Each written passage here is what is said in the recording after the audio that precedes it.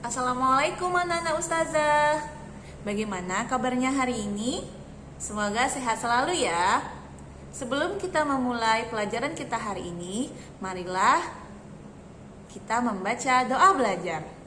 Bismillahirrahmanirrahim.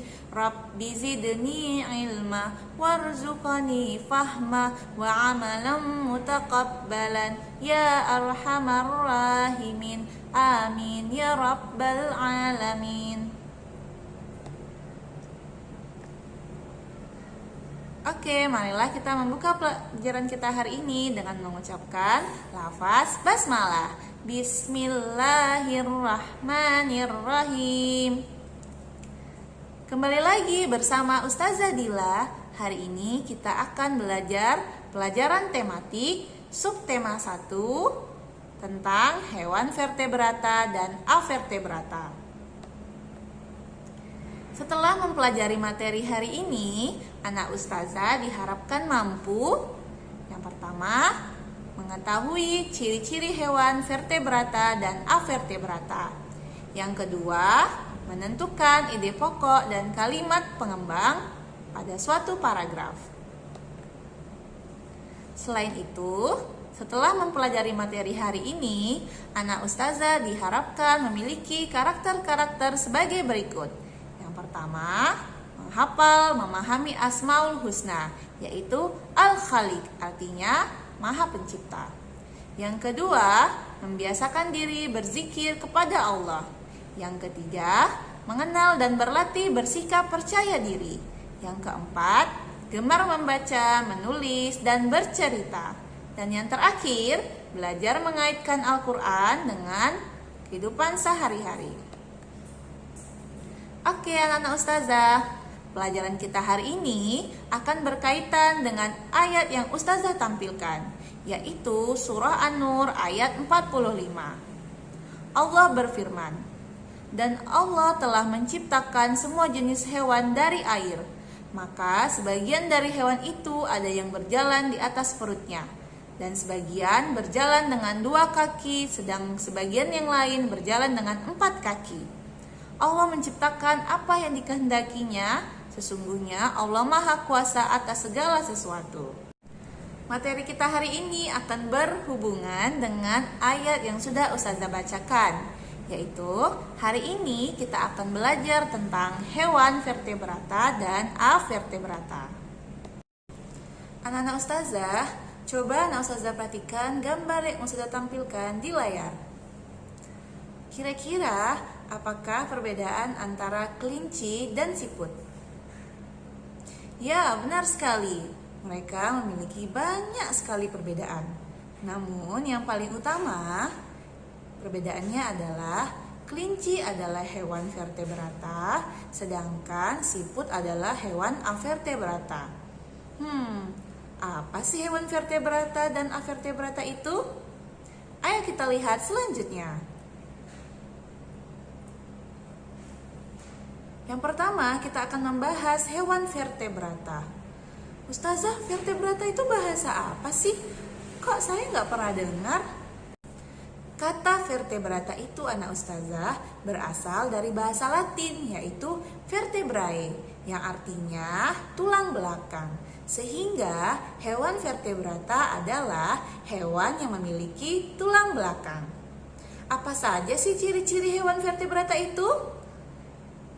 Ayo kita lihat. Yang pertama, dia memiliki tulang belakang. Yang kedua, dia memiliki rangka yang terdapat di dalam tubuh.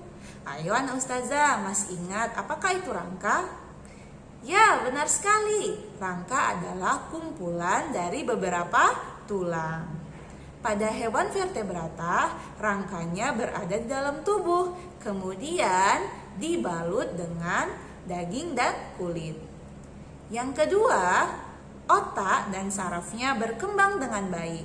Pada vertebrata, otak dilindungi oleh tengkorak kepala. Yang keempat, tubuhnya lebih besar dan bergerak lebih cepat. Dan yang kelima, memiliki organ tubuh yang lebih kompleks, yaitu lebih banyak dan lebih rumit. Hewan vertebrata ini anak ustazah dibagi atas 5 kelompok. Anak ustazah mau tahu apa-apa aja? Ayo kita lihat. Yang pertama, kelompok Pisces.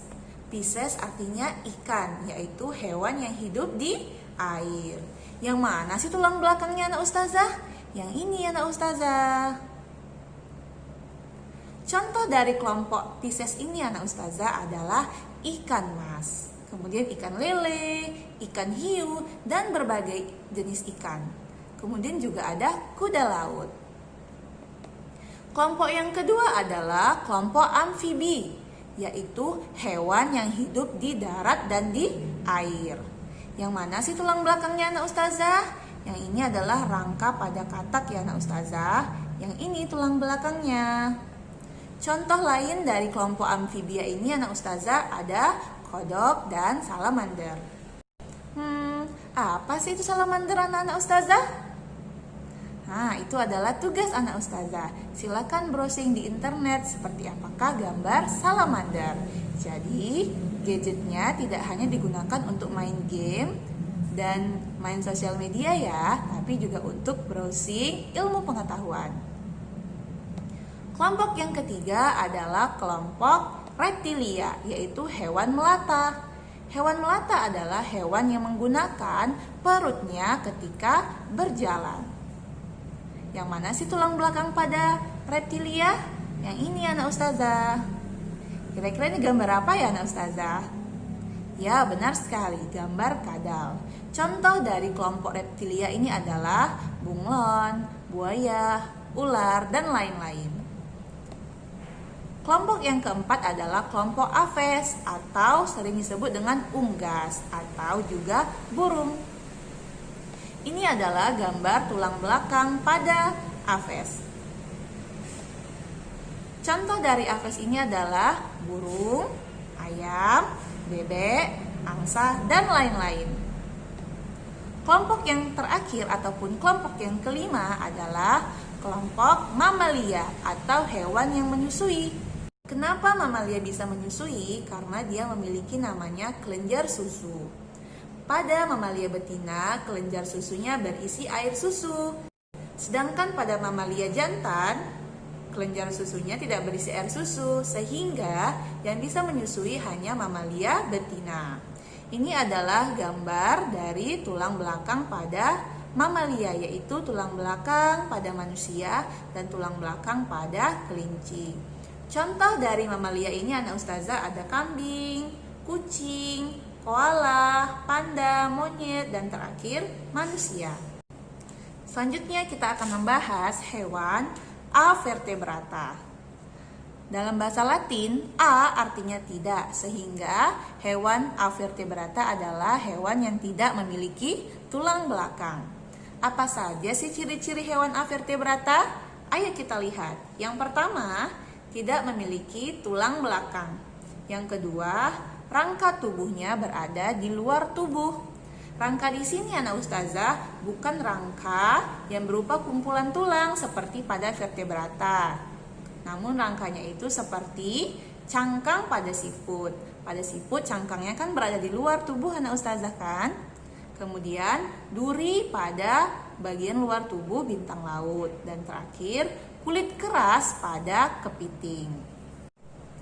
Biasanya ketika kita makan kepiting anak ustazah, kulit yang keras di luarnya itu sudah dihilangkan ya anak ustazah karena tidak bisa dimakan. Ciri-ciri yang ketiga, otak dan saraf masih sederhana dan beberapa hewan avertebrata tidak memilikinya. Yang keempat, tubuhnya lebih kecil dan bergerak lebih lambat. Dan yang kelima, memiliki organ tubuh yang sederhana. Sebenarnya avertebrata ini anak ustazah memiliki banyak sekali kelompok-kelompok. Namun ustazah akan menjelaskan beberapa saja ya. Yang pertama, kelompok hewan berpori. Contohnya yaitu si sponge. Anak ustazah pernah nonton film SpongeBob? Pasti pernah dong.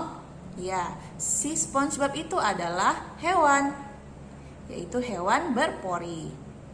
Apa sih alat gerak pada spons ini anak ustazah?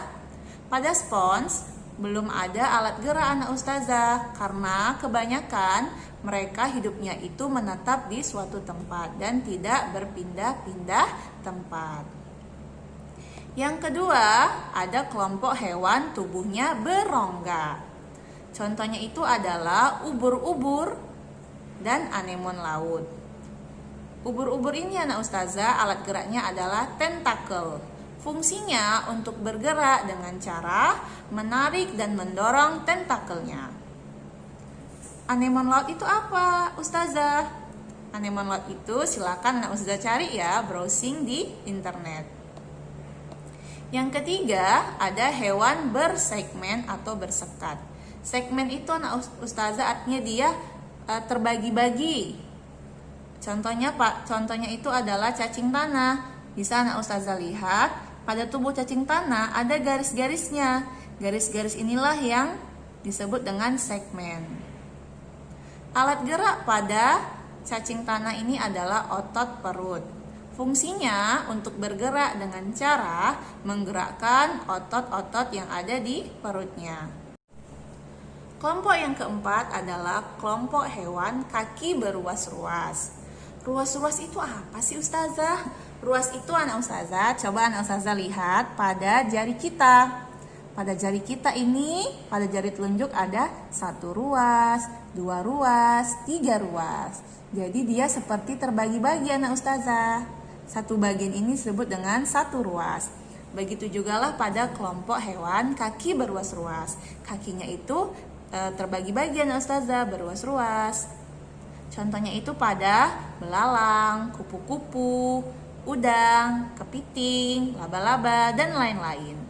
Alat gerak pada hewan kaki beruas-ruas ini adalah sayap dan kaki.